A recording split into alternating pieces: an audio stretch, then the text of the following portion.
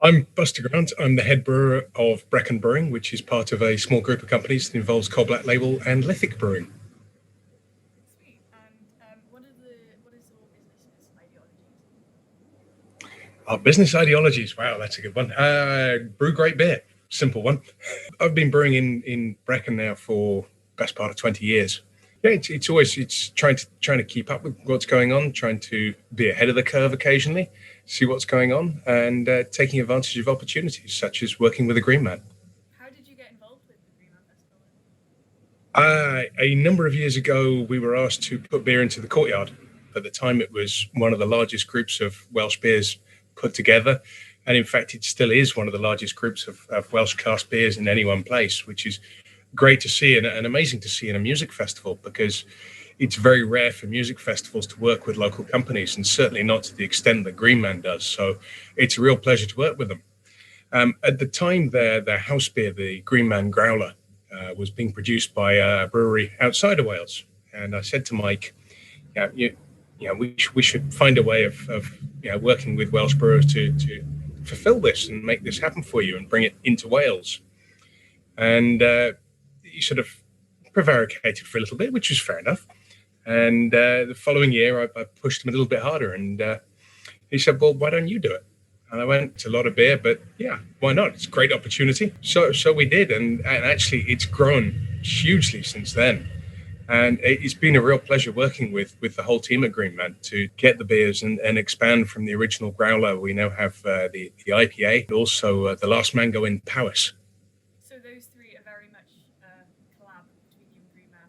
Very much. Yeah, very much so. They are brewed for the Green Man Festival, but also for Green Man in the wider world. So we produce them in cans all the time, and we do occasional releases in kegs as well.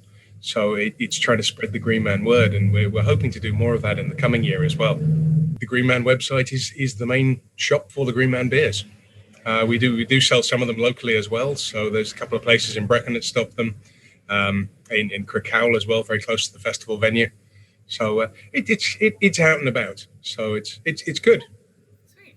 And am I right in saying that at Green Man you also have some of your just Brecon Brewing separate stuff also being? Yes, we do. So we still maintain our slot at the courtyard, which is great. We've got a showcase of 5 of our beers there. The Brecon Gold Beacons, which is one of the longest standing beers. A long time ago, it won Champion Beer of Wales. We have the Orange Beacons, which has always been a favourite with Green Man, and in fact, for 2 or 3 years, it was the beer of choice down at Settlement. And then we have 3 of our beers that actually sort of come out of lockdown into full-time production.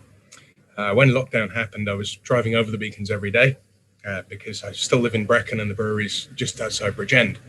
So driving through the Beacons, which is a beautiful drive at the best of times. And I was thinking, over the years, we've produced Cribbin, we've produced Penavan, and we've produced Corndee, which are the 3 main peaks of the Beacons. So those 3 will be on the courtyard bar. So you can get very close and personal with the Beacons while you're at Green Man. Amazing. Are you very much like inspired by the environment around them? Yeah, absolutely. Brecon is a beautiful town. Being here for 20 years is great. I might actually be growing up and settling down. Could you tell me a bit about your involvement in charity funding and the For Better Society ideas you have going on? We do various bits and pieces. We do a little bit of fundraising for the Brecon Mountain Rescue Team. We have done in the past work with the Welsh Air Ambulance. And we work a little bit with the Green Man Trust to, wherever an opportunity arises, we will do what we can. We also do a lot of work with the WRU, the Welsh Rugby Union. So working through their Pass It Back scheme. So some of that is charitable, some of that is funding grassroots rugby across Wales. So we do try and work in our communities and the environment